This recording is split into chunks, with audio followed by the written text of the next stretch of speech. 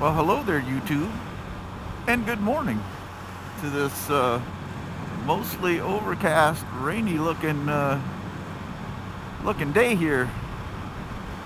There's a 0% chance of rain until tomorrow. Tomorrow it kicks up to about 30%, so we might actually see some rain tomorrow.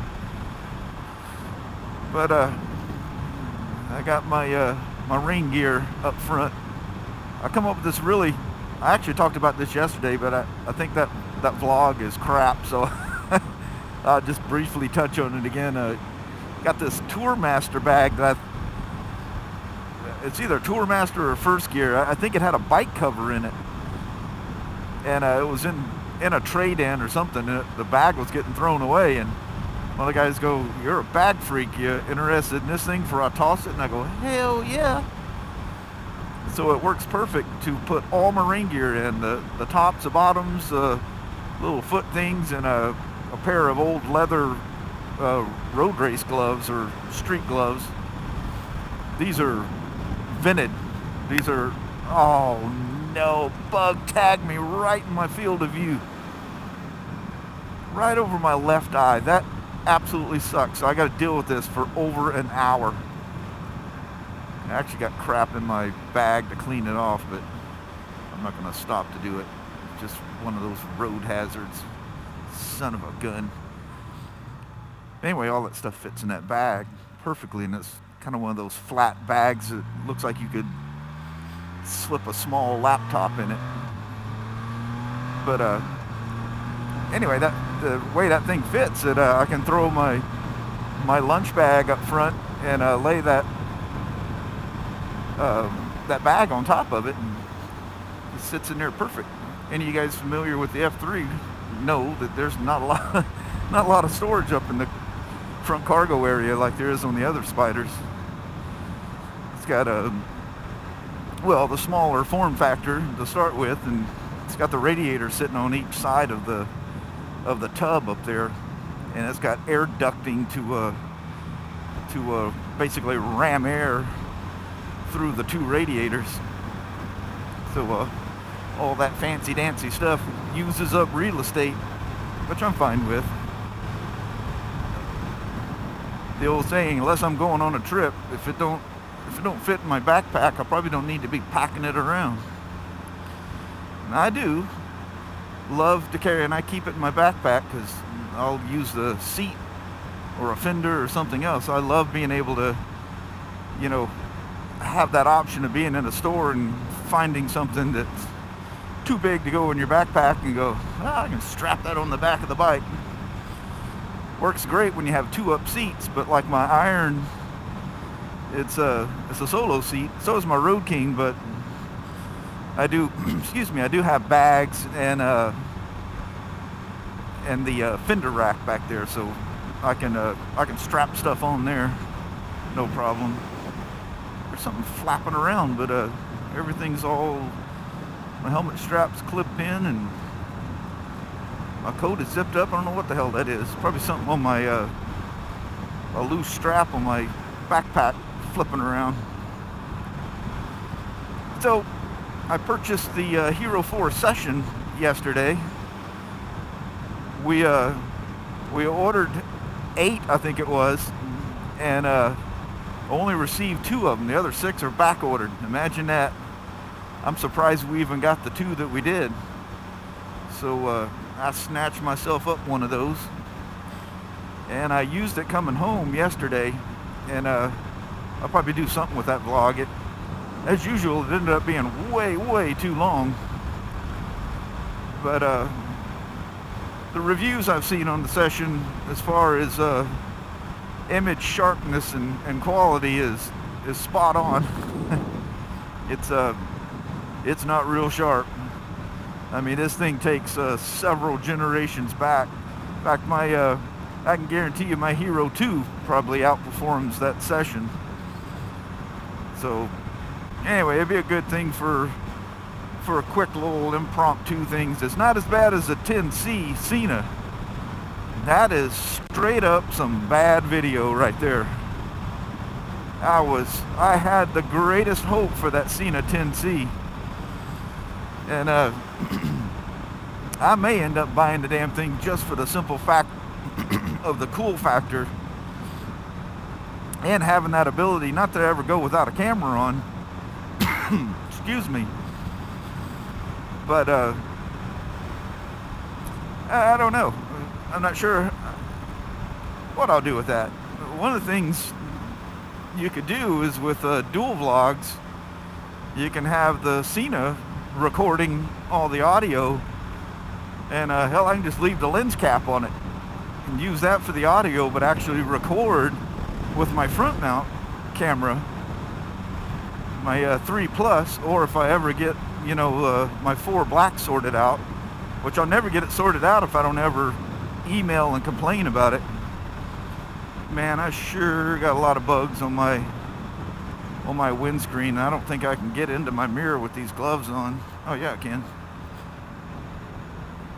That thing is so scratched up, I literally can't see out of it anymore. It's bad enough that I gotta kind of move around till I get a reflection off of the lens. All right, well, I got it out, but I can't get my pocket snapped back. Well, that is totally uncool. Well, pocket's gonna have to stay unclipped. Just make sure my mirror's in a spot that my belly will hold it. What is going on at the bridge here? Should I have turned my Cena on? Or I mean my Waze app? It's kind of, maybe this huge tractor thing is causing a fiasco of some sort. Something crazy's going on here.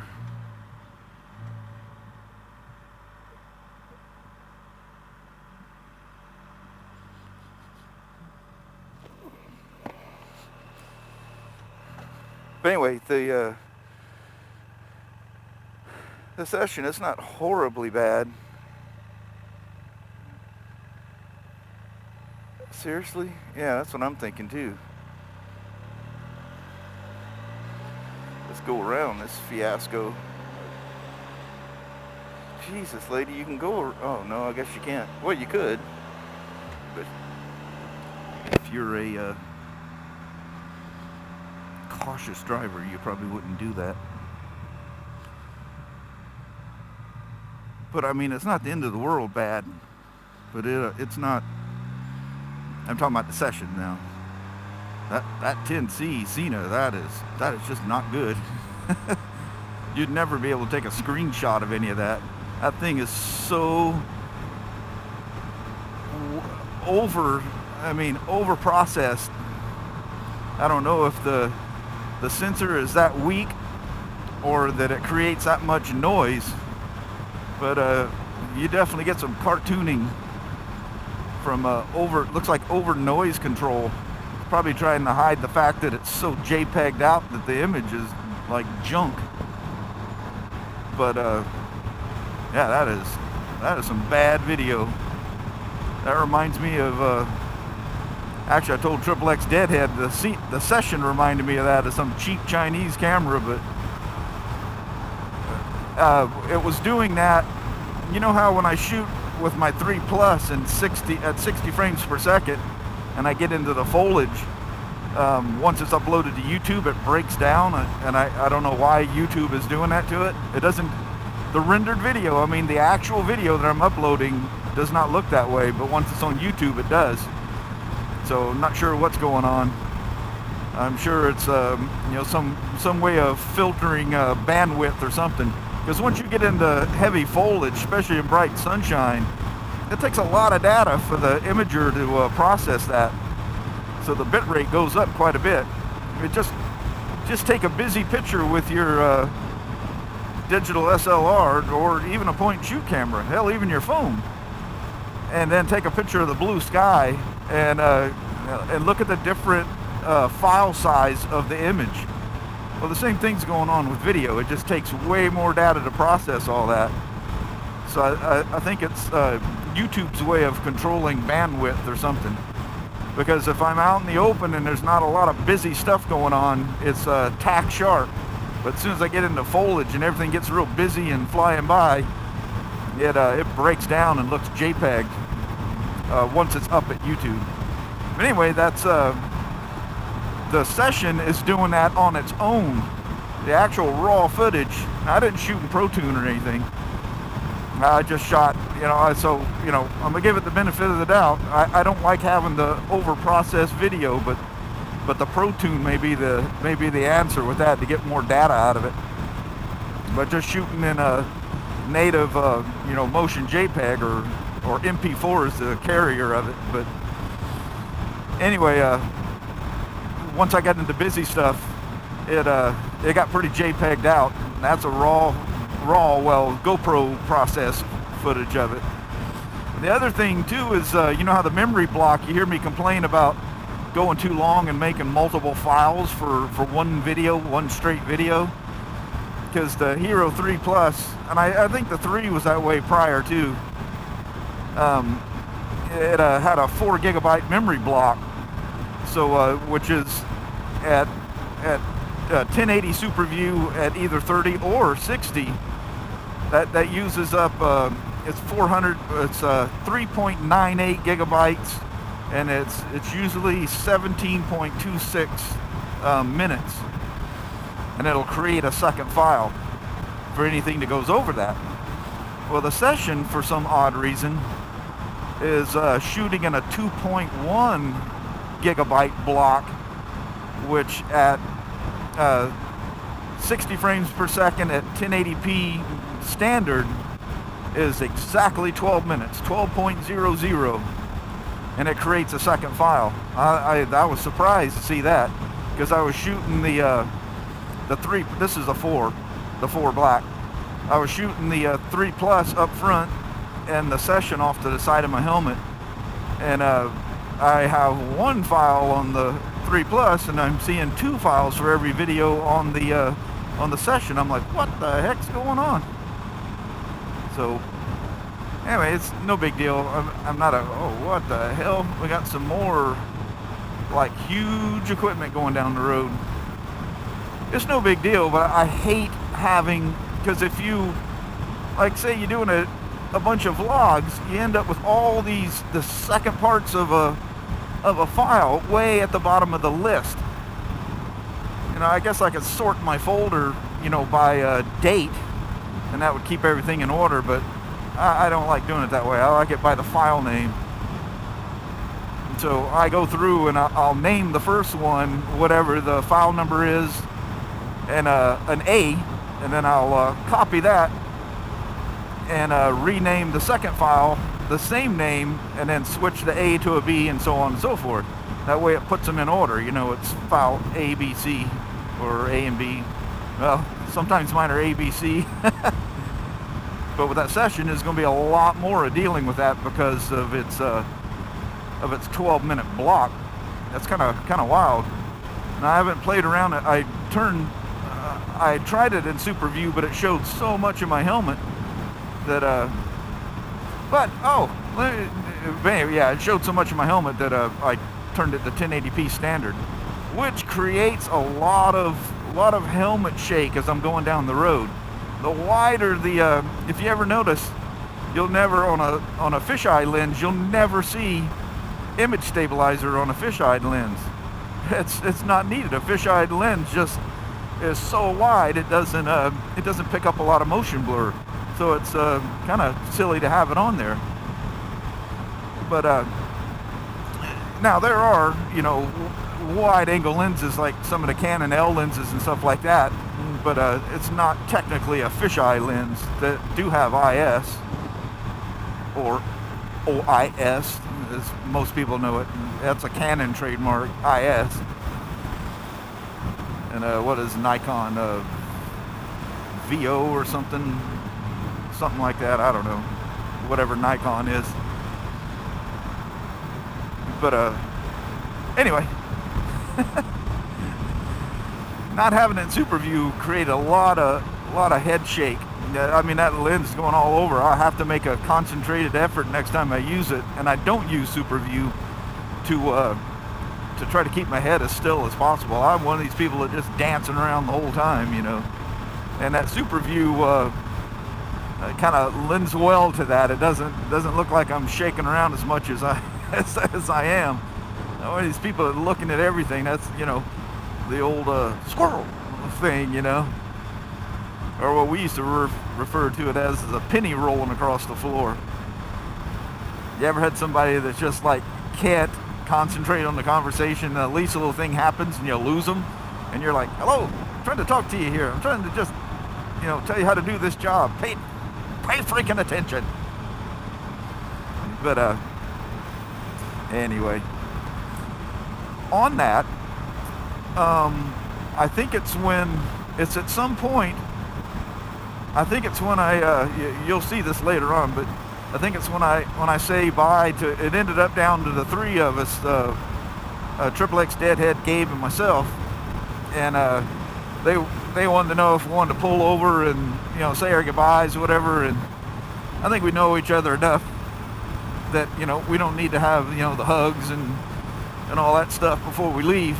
And so I said, no, man, you know, everybody's tired. They just want to, them two want to get home, you can tell. You know, been camping out, sleeping on the ground and all that stuff, and they're real close to home. I go, no, man, I said, y'all just take your exit and we'll say bye on camera as we're rolling along. So that's how we said bye. I went straight towards San Francisco, and they turned off at I-84 or whatever that freeway was. They turned off on. But anyway, I had done some camera flopping around, and I accidentally left the whatever it was I had on the side. I think it was a 3 Plus. I accidentally left it in super view, which I intentionally did not do because it showed too much of the helmet. Well, the end result is I should have had it that way the whole time. That view, even though it showed more of the helmet, it was actually looked like it was facing sideways, looking at my blackout case. And I mean, it looked really weird. It's amazing how wide that is. But even though it showed way more of the camera, it actually showed way more off to the right. It actually is almost like it bent around the helmet and looked off to the right. Should have left it that way the whole time. And for some reason, when I had it in super view on the front, I think it's all the bumpy roads and whatever we hit, the damn camera kept shifting down. And I didn't realize it was doing that until I'd stopped somewhere and I turned, doing something with the camera. I'm going, oh no, it's slightly moved forward. And so it pointed down, and you can barely see over the dash of the Chieftain. Like when I'm lane splitting and stuff, that's a crying shame. But it is what it is. Should have left it in super view, I know that. On the side. I always leave it in super view in the front. But that didn't help reach over the dash when the camera's pointing down. That pisses me off when just something stupid like that ruins a video. But I am on the Hero 4 Black, sitting up front, and I'm using the Cena audio pack. I haven't listened. I've done several vlogs going back and forth to work, and I literally have not watched one of them. I don't even remember what the hell I talked about. I do remember talking about the rain gear in the same place as I did when I started this one out. That was yesterday. And but I know from the past that all this wind, because there's no fairing on this thing, as you can well see. I mean, this is going naked bike style. But anyway, I know from the past that wind is kind of loud, and the Cena does diffuse some of that. But at the same time, it takes away from the really, really cool sound of this thing. When you romp on it, man, this thing sounds so incredibly good. And trust me, the sound equals the feeling. This thing just pulls so hard. I would absolutely have to get a SM6 on this thing, the manual transmission. So if you wonder what the SE6 and the SM6, it's you gotta remember, these people are these things come from the French Canadians, but it stands for Shift Electric 6-Speed. And then, of course, SM is Shift Manual 6-Speed. So that's where the SE6 and the SM6 comes from. But I'm constantly, non-stop, going for that shift lever on this thing. I would have to have a manual in this thing. And the manual is so much more fun. Oh, way more fun. Plus I just, you know, control freak thing or something. I like having total control. Even though I'm not lacking any control with this, I like being able to control my own clutching and stuff. Oh, and I don't know if you guys know this, but the SM6s, the RTs, and the F3 has what they call an anti-stall, and I think a lot of cars and stuff have that now too, the manuals. But you can take your hand off the throttle. I can ride this thing up on my bench with no throttle. You let go of the clutch, and it realizes that you're dropping the RPMs, and the computer's so fast because it's fly-by-wire. There's no cables. The computer's so fast it'll adjust the engine speed to compensate. You have to literally flip the clutch lever, you know, like dropping the clutch. And I don't mean letting go quick, because it'll respond to that. But you know, you just kind of hold it with the tips of your fingers and bam, let the clutch snap forward. That's the only way you can stall it. I mean, you can take off on a hill and this thing, you just let go of the clutch, no throttle, and the RPMs kick up and compensates for the lack of throttle. It's really cool. It does it in forward and reverse, and really, really cool. My only complaint with the drive-by-wire system is that the bike still has a little control with the manual. In between shifts, when you pull in the clutch for a shift, it holds the RPMs up for a second or two, and I find that extremely annoying. When I let go of that throttle and pull that clutch in, I want that engine RPM to instantly respond and let go. So I haven't tried to clutchless shift one of these things, because all the ones I've ridden that were manual were either a customer or a brand new bike. So I'm not gonna mess with somebody's transmission like that.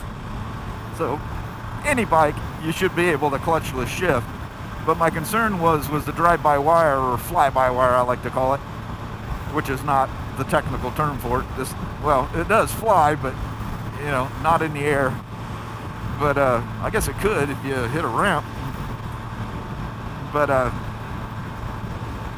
anyway, the Chieftain is drive-by-wire as well, and you can clutch or shift that one very easy. It responds fast enough to blip the throttle and clutchless shift.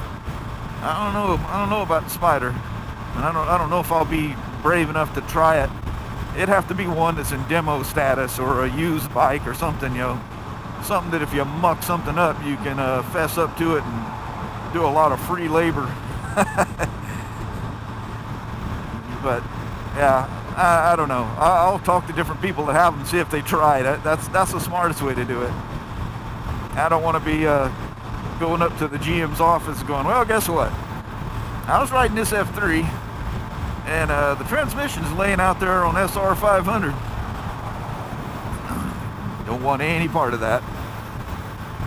So there's enough people with the manuals. I'm sure they've tried. I know a young guy that has one of these that's an SM6, and I bet you he's tried it. I'll ask him. Say, hey, how's that thing clutchless shift? But anyway, how's that for pointless information?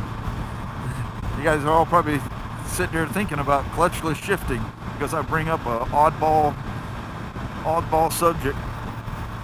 Man, I gotta tell you guys, I don't know what it is with me, but I kind of got myself in a conundrum here. So I was really impressed with that Indian Chieftain. Really impressed. I love the modern suspension, the way that thing handled. Oh man, there's just no way a big old road toad like that should handle that good, and its flickability and stuff. But if you read the reviews, because there's been a lot of or there's even a bunch of YouTube stuff on it too. But if you check that stuff out, of course, a lot of people have compared like the Vintage to the Road King and the Chieftain to the Street Glide. Actually, I think one of the videos I watched, they use a Softail, which I don't understand the comparison there. That's not a direct comparison. But anyway, they're just a different handle. But anyway, yeah, and every one of those, the one thing that they found, and I mean unanimously, was how much better the Harley handled than the Indian. They actually said in comparison, the Indian felt slow. You know, it was like heavy to handle in the tight twisties. So, you know, maybe I'm used to my 13-year-old Road King and my 30-something-year-old Yamaha, but I did not find that Chieftain heavy to handle at all. Now, if you watch that thing on day 2 when we take Tanitas Creek and what we've dubbed the Hooker Dimple Road, that's not really the name of that road. That's a whole inside thing, and I'm hoping XXX Deadhead will play on that and do a video on it. So I know we talked about it a lot, and a lot of the times we talked about it, I wasn't recording. Man, I'm gonna go forever. I'll literally run the battery out of this Hero 4, so I'll make this quick. Anyway, when we first started, we take off, and there was a stop sign right in the middle of nowhere. But the reason there was doing road construction, and it was a one-lane road. Excuse me. Every time I try to clear my throat, I get a hiccup. Oh no, I got a hiccup. So anyway, you can watch. I don't know if you can tell, but I can see myself, probably because I remember doing it.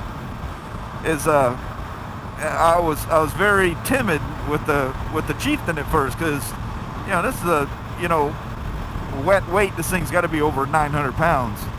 So I have no idea how this thing's going to handle, how it's going to react, and I've seen XXX Deadhead and Gabe going through this road several times. So before we turn off on Tanitas Creek, it was already a windy, twisty road. And so I don't know what this thing's going to do. Is it going to push the front end? Is the rear end going to try to step out? What's this thing going to do, you know? Holy shit, I'm going 80 miles an hour. Go, Chevy. You can have that one, buddy. There's usually a stator sitting on top of this bridge. You can have all of that. But anyway, so not knowing what this thing's going to do, I just think this guy didn't want me to pass him or something. No, there he goes. But so anyway, I'm timid. I don't know what's going to do. You know, it takes a little bit to, you know, feel a bike out. So you push and you push and you push, and you know, the more I pushed, the faster I went. You'll see I've got the RPMs way up, so I got maximum decel, you know, compression braking on roll off. You know, because I don't even know how the brakes are going to handle this. You know, if you don't know how your brakes are, you like my old Venture, you rely heavily on compression braking. That thing'll literally chirp the back tire.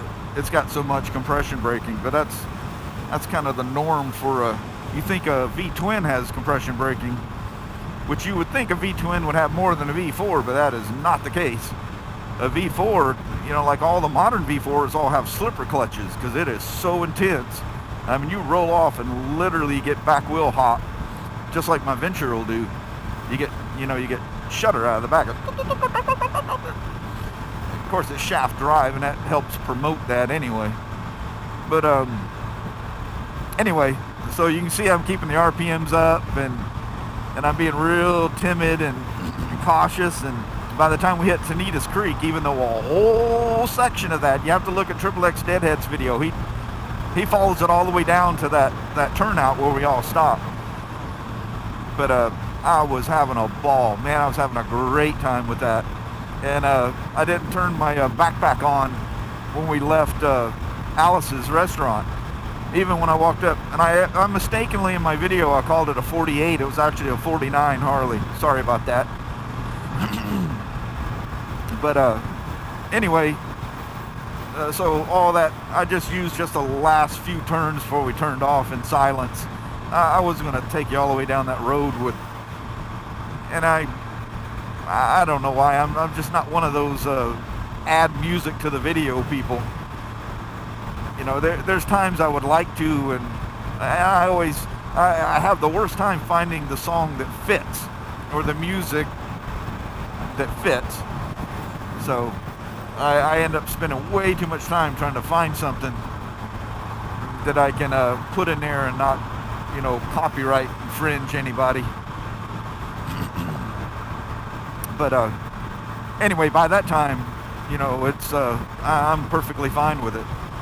And if you look, you know, you can tell more on XXX Deadhead bike, because, you know, you're probably used to where the Harley is 60 straight up. Well, 60 is the straight up on the Chieftain is, I think, like 82 or something. Maybe it's right at 80, but I think it's a little over 80 when the needle's straight up.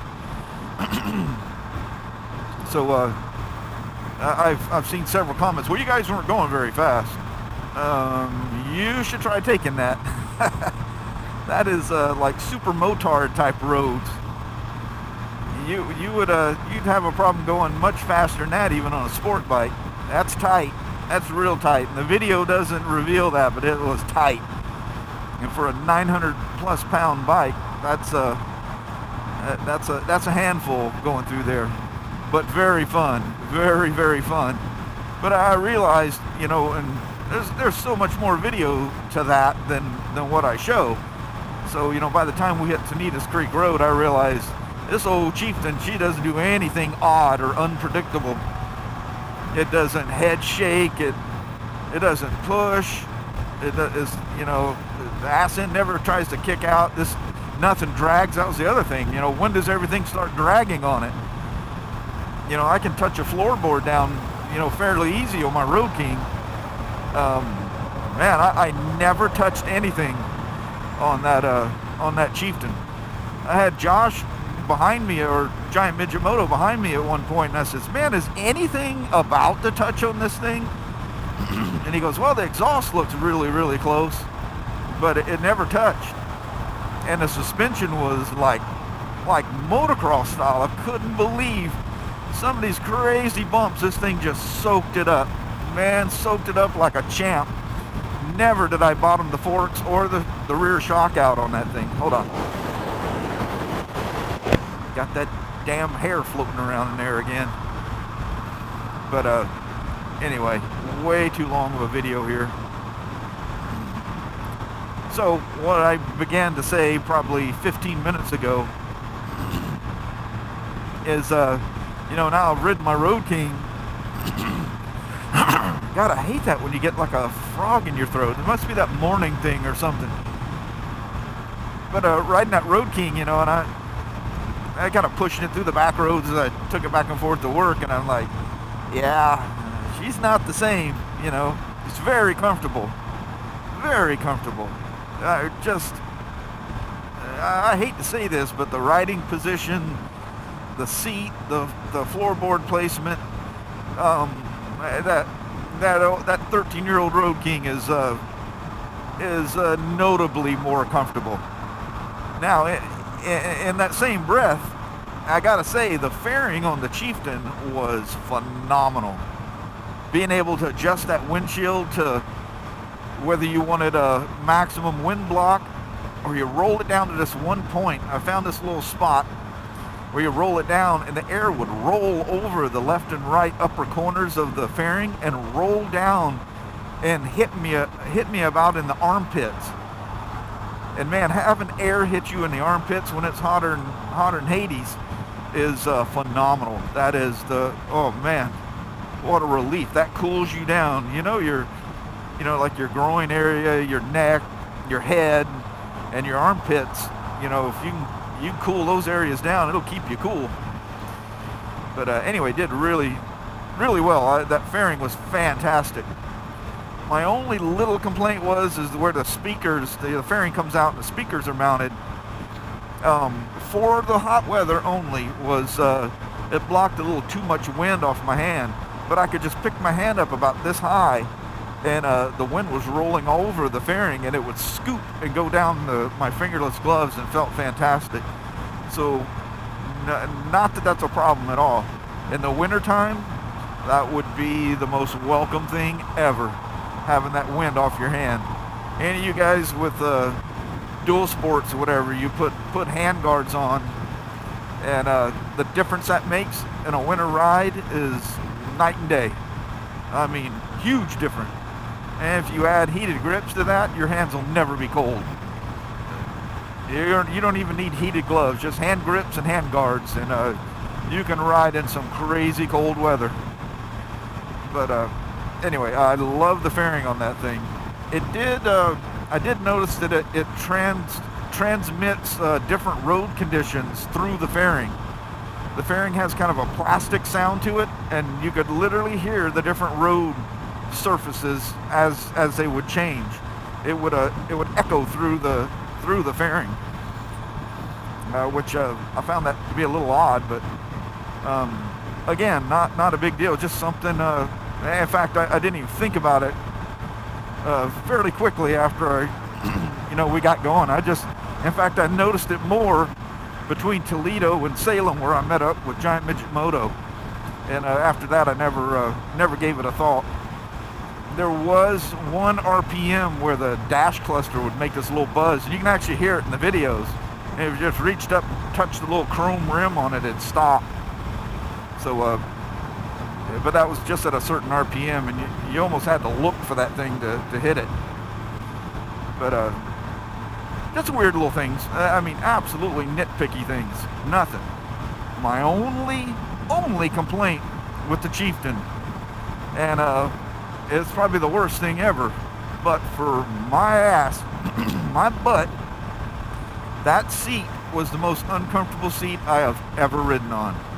And it's very deceiving, because when you sit on it, and even like when I rode the thing home, that seat was like, yeah, this is going to be nice. It's nice, wide footprint for your butt. It's nice and wide, so a lot of surface area. Didn't feel like there's any pressure points or anything on there. And so I thought this is going to be a winner, nice leather seat, and it kind of has that firm feel like Mustangs and Corbin seats. They feel firm, and when you first sit on them, you think, this seat's not going to be any good at all. But it actually gives at the pressure points. It's really good. I mean, it doesn't seem like they're going to be comfortable, but you get going, and I don't know if it's that memory foam or whatever the hell they call that stuff, but they're really comfortable. But when you first take off, it's one of those seats you're going, yikes, this thing's hard. This is not going to be comfortable. But, oh, it's comfortable. Oh, look at that. That was a helicopter. They were scooping the water up. Oh, look at that. But there was a fire out there yesterday. Yeah, I'm gonna run this thing out of battery for sure. I'm probably at about the point it's gonna die anyway. Yeah, I have no battery. So let me make this quick. So anyway, if I ever got a Chieftain, I'd have to get a Mustang or something. I'd have to get a different seat. And Indian makes, so what I've been told is Indian has some optional seats, touring seats or whatever as well. So I would have to go with that. But that was my only complaint, was the seat, and that's an easy fix, real easy fix. But other than that, fantastic. So on that, see, I never stay on topic. On that, it's got me thinking about that stupid Street Glide again. That thing is all kinds of in my mind. So maybe, just maybe, I'll drive up to Lacey on Saturday, but looks like it's supposed to rain Saturday, so my plans with that look like they could be foiled. But I was thinking about riding up to Lacey and taking a Street Glide for a test ride, and from there, who knows what'll happen. I was thinking about that. I need to watch my speed. That ultra limited. And that thing's still sitting back there. I still haven't had the time to put the reverse kit back on it and do the UVI. So I'm so busy with this heat kit for the 2013 RTs And then things take so long to do, it's just my day's done. And anyway, it's really got me thinking about that's more my fit. You know, one of my concerns with the Ultra, and ultimately one of the deciding factors not to get it, is I was afraid I'd have that 72 syndrome thing. Don't get me wrong, I love that 72. I love the way it looks. I love that retro feel, look and feel to it. And looking at Robert Robb's, and then we took a 2013, that kind of yellowish gold metal flake one, the candy, whatever they call it. But anyway, we took one of those in on trade, and man, I just love that little 72. But that's all in my head, and I love it, and I look at it, and I want it. But then when I ride it, I feel funky on it. I just feel odd. I feel like I'm a sideshow or something. I feel like I'm like got a flag hanging off the back that's waving a little thing that says, "Look at me, look at me." You know, a street glide. My only problem with that one is there's so many of those things. I don't want to be just like every other guy. Who really looks at a street glide anymore? You see a street glide and you go, "Oh, look, street glide." And everybody has them. They're so common. Street glides and road glides. Just everybody has them. That seems to be the like touring type Harley of choice. But thinking of the modern brakes, the ABS, and modern suspension, the way powerful. Hell, my old 88-inch 5-speed Road King feels pretty comparable to that Chieftain. But that's not true, though. You roll out of a turn at just about any RPM, and that Chieftain pulls hella hard. It feels really good. My Road King has to be at the right RPM to get that same feeling, get close to it, where the Chieftain is just always there. Whether you're lugging it or revving it, it just pulls really hard. And in all fairness, the 103 high torque motors have that same feeling. So anyway, on that, 40 minutes. I can't believe the battery's still going. Oh, she's flashing now. So anyway, I gotta let you go. We're gonna run out the crazy long video. Maybe I'll get brave and put the whole damn thing up. What do you think of that? Hell, I've taken you to the halfway point and beyond to work. Yeah, we're I think we're beyond halfway. But anyway, I'll chit chat with you guys and gals later. And I don't know if this will be the first F3 vlog in a while, because I've done several. But anyway, I need to let you go before the camera decides to do that for me. Look at that, 42 minutes and the battery's still going. Maybe that's a key, you gotta leave it going. But anyway, it's gonna die, so I need to let you go. So thanks for watching, and I hope you guys have a wonderful day. Looks like it's gonna get sunnier for me as I get towards Vancouver. And I'm gonna roll out. We'll see you, man. Take care. Bye-bye.